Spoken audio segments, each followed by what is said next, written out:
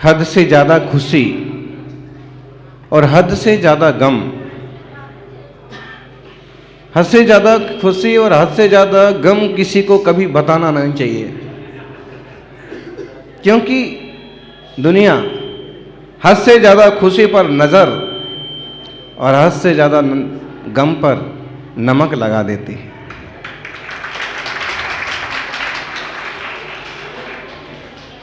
हम कभी बहुत उत्साह से बहुत कुछ करने के लिए जाते हैं और हमने उसके लिए बहुत सारी योजनाएं बनाई हैं, बहुत लोगों को जोड़ा है और अपने जीवन की पूंजी भी दांव पर लगाई है। उसके लिए हमारी खुशियां भी बहुत हैं और उत्साह भी बहुत है, लेकिन अक्सर कर होता है कि जब किनार तक पहुंचने के लिए नाव होती है कि एक लहर आती है और नाव वापिस मझधार में चली जाती है। आज ही करना है तो आज क्यों करना, अभी कर लो। कुछ भी कहो, इस गांव वालों को मानना पड़ेगा कि जहां 1% संभावना नहीं होती है वहां ये 100% काम कर लेते हैं।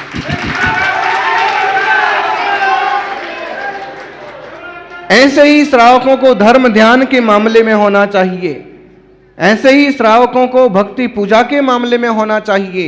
आज तक भले आपने एक बार अभिषेक नहीं किया हो, लेकिन अब 1% भी नहीं हो, लेकिन आज से 100% चालू होना चाहिए। आज तक आपने एक बार भी मुनिराज का पड़गान ना किया हो, लेकिन अब पड़गाहन की तैयारी होना चाहिए। आज तक आपने रात्रि भोजन त्याग ना किया हो, कोई संयम ना पाला हो, लेकिन अब हमारा जीवन बदलना चाहिए। आपके गांव की बात इतने बड़े संघ ने सुनी, अब गुरु की बात आपको मानना चाहिए। मंदिर बनाना है, अच्छी बात है, लेकिन हम 1 साल बाद, 2 साल बाद, 4 साल बाद निर्णय करेंगे, नहीं। लक्ष्य तो हमारा आज से ही निश्चित होना चाहिए। जगह कहाँ होगी वो नज़र में हमारे आज से होना चाहिए। आपको मालूम है, अष्टापद बद्रीनाथ में भी एक छोटा सा जिनालय बनाया गया है। भले उसमें प्रतिमा नहीं है, चरण है, लेकिन बनाया गया है। बराबर कैसे बना और किन लोगों ने भावनाएं भाई, पहले दिमाग में आया होगा कि आज वहाँ बड़ी मूर्ति नहीं है, बड़ा मंदिर नहीं है, कोई बात नहीं, छोटा मोटा चिन्ह तो हम बना ही सकते हैं। फिर ये भी ध्यान में आया होगा कि वहाँ तो अमुक तरह के लोगों का राज्य है, हमारा तो वहाँ एक आदमी भी नहीं है, तो इन लोगों से कैसे काम करवाना है, कैसे काम निकालना है। फिर ये भी ध्यान में आया होगा कि किन शर्तों पर, किस तरह के पुरुषार्थ से वहाँ पर आदिनाथ भगवान के चरण चिन्ह बन सकते हैं। और जब ये सारी बातें ध्यान में ले ली गईं, तब जाकर के वहाँ भी एक छोटा सा जिनालय बन गया। ऐसे ही उदयपुर में जिनालय बना है, बुलनुदा में भी बना है, प्रतिष्ठा अटकी हुई है, श्रावक भी अटके हुए हैं। हम तो कहते हैं ज्यादा अटकना नहीं चाहिए। 14 तारीख से उत्तर प्रदेश में चुनावी लहर, पंजाब में चुनावी लहर, और अभी संक्रांति से चुनाव की लहर चालू हो जाएगी। इसका मतलब है कि सरकार अंधी तो नहीं है। शायद उनको या उनके पूर्वधाओं को मालूम है कि क्या घटना हो सकती है या क्या संकट हो सकते हैं। अगर संकट नहीं हो सकते हैं तो चुनाव हो रहे हैं, और संकट हो सकते हैं तो चुनाव क्यों हो रहे फिर। और जब चुनाव हो सकते हैं तो धार्मिक प्रोग्राम्स पर पाबंदी कैसे हो सकती है। हमारे यहाँ तो सुनिश्चित रहेगा, एक कोड रहेगा, एक सिस्टम रहेगा, कुर्सियां रहेंगी। वहाँ भीड़ में जब 10 लाख लोग इकट्ठे होते हैं, वहाँ तो कोई कोड नहीं होता है और कोई कंट्रोल नहीं होता है। कहने के लिए हो सकता है कि जिसकी दोनों वैक्सीन लगी हों वो आएगा, लेकिन कितने लोग दिखाएंगे अपना कार्ड और कितने लोग देखेंगे। तो मुझे तो ऐसे लगता है कि ना, इस बड़ी कुर्सियों पर बैठे लोग जो है ना, कोई बहुत बड़े बुद्धिमान होते हैं, ऐसा नहीं लगता।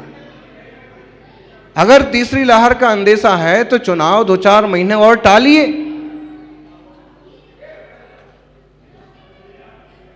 समाज को एक संदेश दें और राजनीति दूसरे ढंग से करें। ये तो दोगली नीति हो गई। और इसको इतना बड़ा रूप दे जरूर रहे हैं कि ऐसा हो रहा, इतनी लहर हो गई, ये हो गया, वो हो गया, लेकिन पिछले टाइम की अपेक्षा इस बार ऐसा कुछ भी खतरनाक काम नहीं नजर आ रहा है। भगवान से प्रार्थना है कि कुछ गड़बड़ ना हो, खतरे ना हो। लेकिन या तो सारे प्रोग्राम, सारे राजनीतिक, सामाजिक, धार्मिक सब बंद रहें। केवल धार्मिक पर पाबंदी लगाने की जो ये मनसा है ना, ये अच्छी नहीं है। और फिर उसमें ऐसा होता है कि कई सारे अधिकारी, नेता कह देते हैं भाई आपका है कार्यक्रम, आप चुपचाप बढ़िया अपने ढंग से कर लो, ज़्यादा दिखावा नहीं करना, ज़्यादा शो मत करना, और हमारे पास शिकायत पहुँचे ऐसा कुछ ज़्यादा नहीं करना। मतलब अंदर खाते हाँ भी कर देते हैं। जो भी है थोड़ा लोचकता तो होना चाहिए, रोचकता भी होना चाहिए, लेकिन हम सब काम कल पर नहीं टालें। जो लोग अपने बच्चों की शादी निश्चित कर चुके हैं, करेंगे ही करेंगे। करेंगे कि नहीं करेंगे? जिनके अपने कार्यक्रम वो करेंगे, जिनको विधानसभा का चुनाव लड़ना है वो लड़ेंगे। क्योंकि अभी यहाँ तो नहीं है वो, फिर भी 5-7 राज्यों में तो जो भी है, दोहरी नीति देश के लिए नुकसानदायक है। अगर समाज के लिए ये लहर, ये बीमारी नुकसानदायक है, तो सबसे पहले राजनीतिक लोगों को वो कदम उठाना चाहिए कि भीड़ इकट्ठी ना हो। कितनी भी वर्चुअल मीटिंग करेंगे, 1-2-4 महारैलियां तो होने ही वाली हैं, 2-4-10 रोड शो तो निश्चित।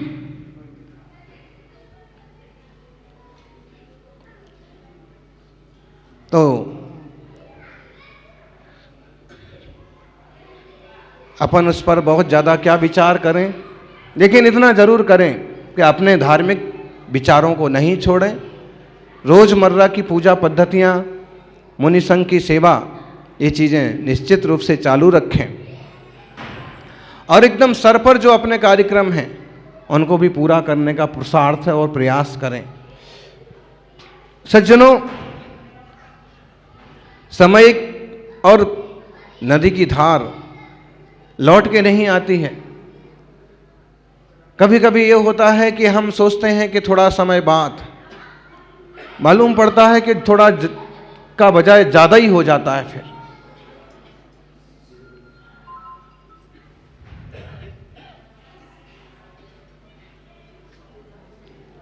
अजीत जी बैठे हैं, उनके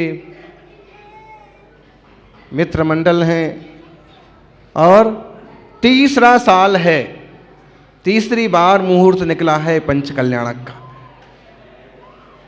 2 बार हम पहले भी उस तरफ थोड़ा थोड़ा चल चुके, 100-150 किलोमीटर, और फिर लहर। और अभी माने पहले चले थे 150 किलोमीटर, दूसरी बार 200 किलोमीटर, अब फिर वापस 250 किलोमीटर चल चुके और वापस लहर। लेकिन जिंदगी में ऐसी लहरें तो आती रहेंगी। कुछ करना है तो कुछ करना तो पड़ेगा, रास्ता तो कुछ ना कुछ सोचना पड़ेगा। इतना ज़रूर है कि अपने स्वास्थ्य को भी संभालें, अपने परिवार को भी संभालें, क्योंकि नारकियों में भले अकाल मरण नहीं होता है, देवताओं में भी अकाल मरण नहीं होता है, भोग भूमियों में भी अकाल मरण नहीं होता है, लेकिन शास्त्र कहते हैं कि इंसानों में और जानवरों में अकाल मरण की संभावनाएं भी होती है। आयु बीच में ही डिस्टर्ब हो जाए, ऐसा हो सकता है। इसलिए प्रत्येक धर्मात्मा का कर्तव्य है कि धर्म ध्यान करते हुए भी अपने स्वास्थ्य, अपने तन मन का ख्याल रखें। आपको दुकान पर नहीं जाना है या मार्केट नहीं जा पा रहे, इसका मतलब ये नहीं है कि दिन भर टीवी के सामने बैठे रहो। थोड़ा स्वाध्याय बढ़ा लीजिए, थोड़े जाप बढ़ा लीजिए, थोड़ा तप बढ़ा लीजिए, बिगड़ क्या जाएगा। ऑनलाइन गेम्स में नई पीढ़ी बुरी तरह से घायल हो रही है। इसके बजाय धार्मिक प्रोग्राम्स भी तो बन सकते हैं ऑनलाइन। सोचना चाहिए, नई पीढ़ी को भी सोचना चाहिए। आत्मार्थी सज्जनों,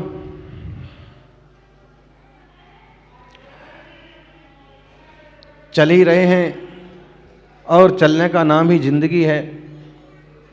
चलती का नाम गाड़ी, रुक गई तो खटारा, भरता रहे तो भरका, खाली हो जाए तो खरका।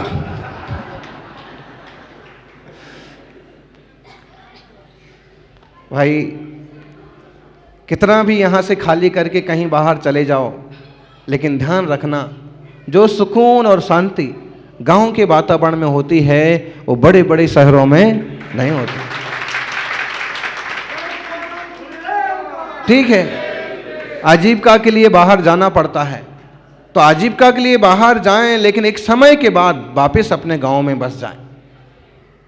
एक समय के बाद अपने गांव में ही कोई काम ढूंढ लें, उतनी बड़ी आमदनी हो ना हो, लेकिन एक सुधरा हुआ सुलझा हुआ धार्मिक जीवन बनाएं। क्योंकि धर्म भावना वाले लोग तो दिल्ली जाएं, मुंबई जाएं, सेलम जाएं, पूना जाएं, कहीं भी जाएं, वहाँ भी चैत्यालय बना लेते हैं, मंदिर बना लेते हैं। बनाना चाहिए।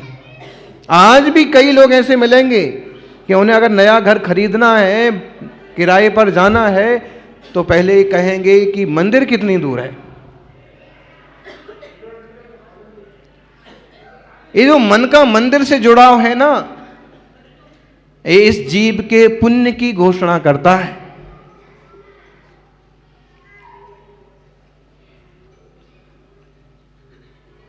ये जीव पुण्यवान है, ये नहीं पूछता है कि सिनेमा घर कितनी दूर है, कि गार्डन कितनी दूर है। बहुत लोग पूछते हैं ये बात, तो कोई विरला पूछता है मंदिर कितनी दूर है, ताकि हम रोज शांत जिनेंद्र भगवान की मुद्रा देख करके उत्तम शांति को प्राप्त कर सकें। बिना दर्शन के पानी नहीं पीने वाले लोगों की दर्शन होना इस काल में दुर्लभ है, लेकिन फिर भी ऐसे लोग इस जमीन पर हैं। मुनिराज तो मुनि हैं, तपस्वी हैं। तपस्वी तप करें समझ में भी आता है। और गुरुदेव तपस्वी सम्राट कहते थे, जिस समाज का संत जितना ज्यादा तपता है, वो समाज उतना ज्यादा चमकता है।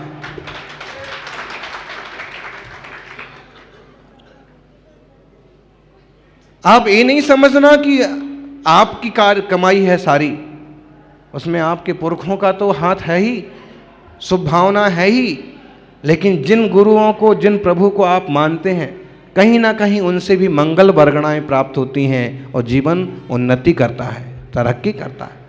तो इसलिए देवशास्त्र गुरु को कभी नहीं भूलना और अपने परिवार परिजन, बुजुर्ग, माता पिता, उनका भी यथायोग्य ध्यान रखना। क्योंकि मोक्ष मार्गियों के लिए तो ये कहा है कि मोह का त्याग करो, संसार के समस्त पदार्थों का त्याग करो, लेकिन ये नहीं कहा है कि कायरता का बाना ओढ़ करके भाग चलो। अगर सिर पर कोई जिम्मेदारी है तो उसे भली भांति निभाओ, पूरा करो और अपना जीवन तप त्याग के लायक भी बनाओ, क्योंकि जीवन का सारांश समाधि है, संयम है, साधना है। ये और कहीं संभव नहीं है। देवता चाहें कि भी तपस्या कर लें, नहीं कर सकते। कोई जानवरों को भी तपस्या नहीं हो सकती है। कौन उनकी तपस्या मानेगा, कौन जानेगा, कौन व्यवस्था करेगा। एक जमाने में होता था, गाय होती थी घर में, भैंस होती थी, छान करके पानी पिलाते थे उसे दादा बाबा। आज भी करते होंगे कुछ लोग, नहीं तो पशुओं के लिए तो एकदम जानवर और आजकल तो ढेरों लोग ऐसे होगा कि जानवर को जीव ही नहीं मानते, उनके धंधे का, बिजनेस का और एक अंग बन गया। कम से कम समझदार श्रावकों को और सवर्ण लोगों को इन बातों का बोध रखना चाहिए कि सात्विक सदाचारमय संस्कारित जीवन हो, उन्नत और उत्तम विचारधारा हो। केवल मैं सुखी रहूं ऐसा नहीं, अभी तो मेरे आजू बाजू आसपास के लोगों को मैं भी सुखी और समृद्ध कर पाऊं, वैसी भावनाएं होना चाहिए। भाग्यवान हैं हम सभी, पवित्र देश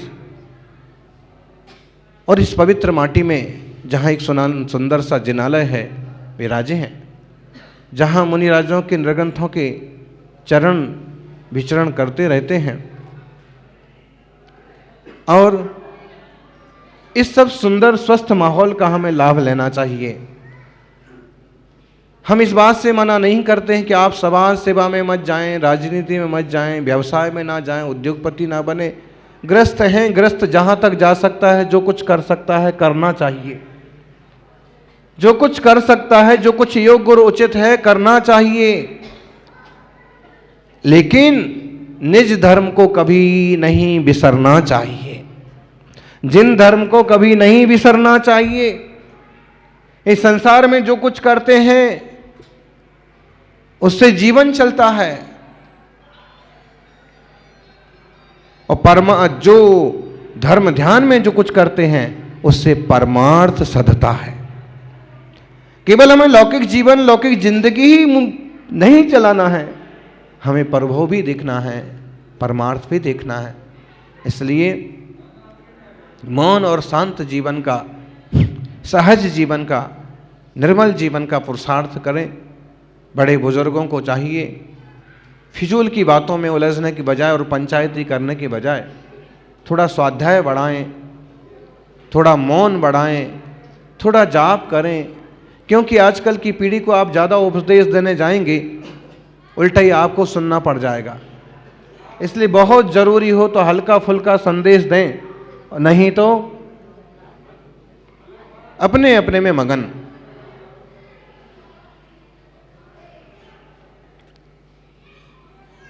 निज चेतना की खबर करें, निज चिति शक्ति को पहचानें, जीवत्व शक्ति को पहचानें और इस जीवन में उत्तम आचार विचार को स्थान दें। संलेखना समाधि की भावनाएं भगवान के चरणों में भाएं कि जब जीवन का अंत हो मेरे सामने एक संत हो।